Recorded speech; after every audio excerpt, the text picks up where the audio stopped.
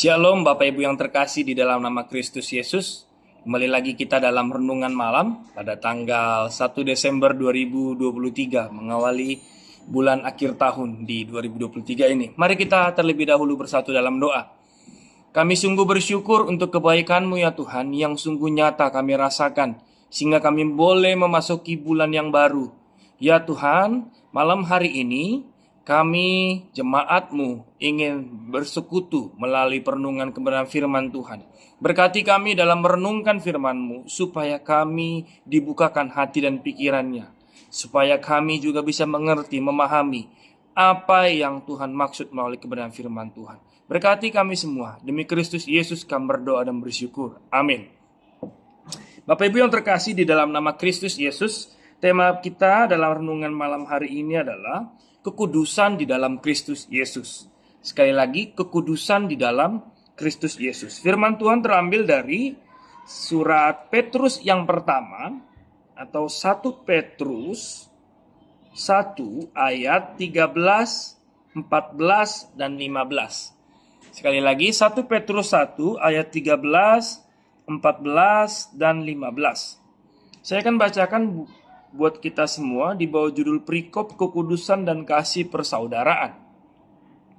Sebab itu siapkanlah akal budimu, waspadalah dan letakkanlah pengharapanmu seluruhnya atas kasih karunia yang dianugerahkan kepadamu pada waktu penyataan Yesus Kristus. Hiduplah sebagai anak-anak yang taat dan jangan turuti hawa nafsu yang menguasai kamu pada waktu kebodohanmu. Tetapi hendaklah kamu menjadi kudus di dalam seluruh hidupmu, sama seperti Dia yang kudus, yang telah memanggil kamu. Demikian kebenaran firman Tuhan. Bapak Ibu yang terkasih, kekudusan di dalam Kristus Yesus. Kita semua umat-umat Allah yang telah menerima karya keselamatan Allah bagi kita, dan juga yang telah menerima Kristus Yesus sebagai Tuhan dan Juru Selamat.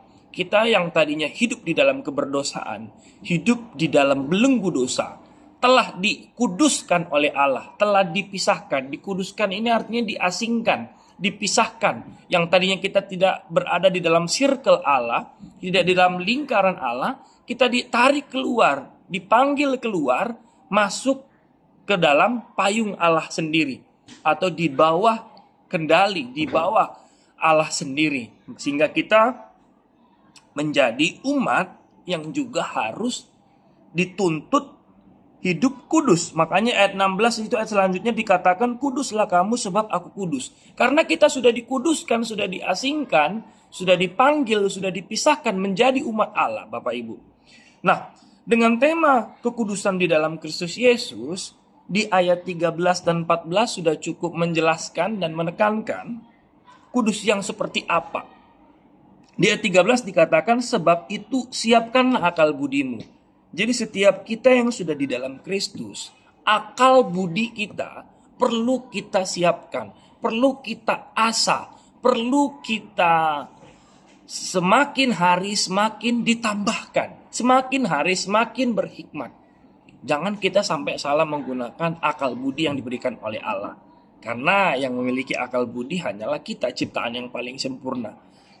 Kerap kali banyak kita menemukan orang yang sudah di dalam Tuhan, namun secara pengetahuan akan Allah, pengetahuan akan firman Allah sangat minim. Sudah lama di dalam Tuhan, tapi hanya sekedar datang ke gereja mengikuti rutinitas kerohanian, namun tidak pernah memperdalam akal budinya di dalam Tuhan. Maka dari itu perlu kita matangkan, perlu kita dewasakan pengetahuan kita akan Allah, akal budi yang sudah diberikan Allah bagi kita. Lalu yang kedua adalah waspadalah, dikatakan di situ. Masih dalam ayat 13. Di dalam kehidupan ini, dalam gejolak hidup kita ada begitu banyak tantangan. Tantangan kehidupan yang membawa kita bisa lari daripada apa yang Allah kehendaki. Oleh sebab itu kita perlu waspada. Ketika kita sudah mempersiapkan akal budi kita melalui kebenaran firman Tuhan, rajin merenungkan kebenaran firman Tuhan, rajin belajar kebenaran firman-Nya, kita juga perlu berwaspada, bersikap waspada dalam menghadapi kehidupan ini. Waspada artinya kita harus selalu standby.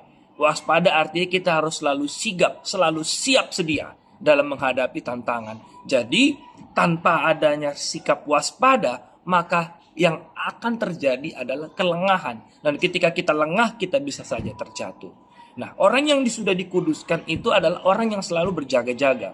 Makanya firman Tuhan mengatakan, hendaklah engkau berjaga-jaga. Nah, ketika kita berjaga-jaga, belajar dari kisah 5 gadis bijak dan 5 gadis bodoh. 5 gadis bodoh ini tidak bijaksana, sehingga mereka tidak memikirkan apa yang terjadi ketika minyaknya sudah habis.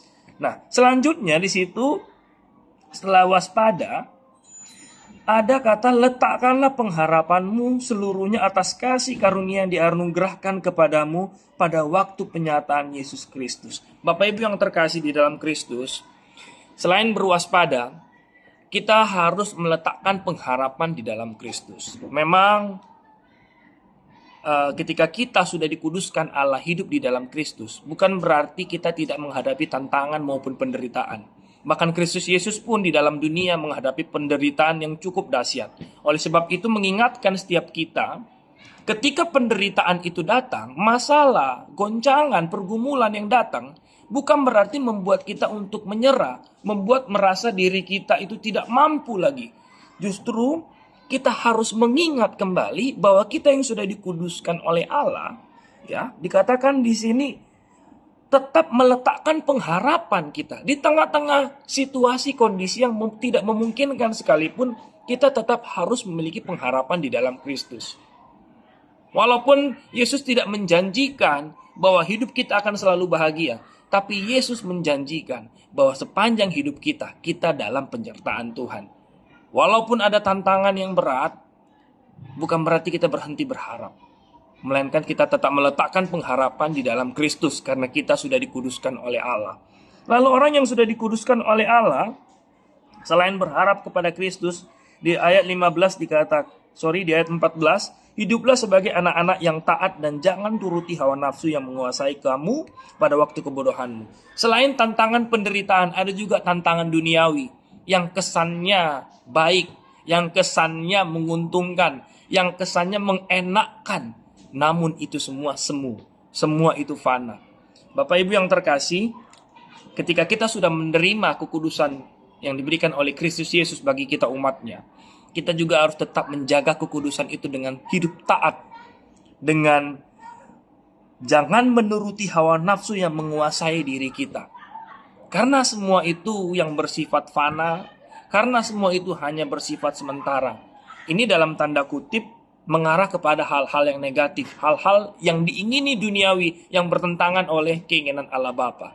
Karena di dalam pelayanan, di dalam hidup kita yang mau taat kepada Tuhan, mungkin ada banyak nanti apresiasi, mungkin ada banyak nanti tawaran-tawaran yang menyenangkan, bahkan banyak nanti hal-hal yang mengenakkan datang dalam kehidupan kita. Namun kita perlu juga bijaksana. Jangan sampai dikuasai oleh hawa nafsu duniawi yang membuat kita lupa dan tidak mau taat kepada Allah. Biarlah melalui 4 hal ini dalam perenungan kebenaran firman Tuhan, kita semua yang sudah dikuduskan oleh Kristus Yesus mau hidup takut akan Tuhan seumur hidup kita dan tetap mengandalkan Tuhan dan menjaga kekudusan yang ada. Tuhan Yesus memberkati kita semua. Mari kita berdoa. Bapa, kami bersyukur bahwa kami sudah dikuduskan oleh Engkau Allah yang kudus. Kami tahu menjadi kudus, hidup kudus seperti Engkau kudus itu bukan hal yang mudah. Namun ajarlah kami melalui Roh Kudus-Mu yang selalu dan senantiasa menuntun kami untuk menjadi umat Tuhan yang mau hidup kudus dan mau taat kepadamu. Melakukan 4 hal tadi untuk menjadi umat Tuhan yang menyenangkan hati-Mu. Terima kasih untuk kebenaran firman Tuhan. Berkatilah kami semua para jemaat GKPA Penjernihan. Dimanapun kami berada, dalam pergumulan kami, dalam tantangan hidup kami, biarlah kami boleh tetap setia menjaga kekudusan hidup kami di hadapan Tuhan. Inilah doa kami. Demi Kristus Yesus kami berdoa dan mengucap syukur. Amin. Shalom, Tuhan Yesus memberkati kita semua.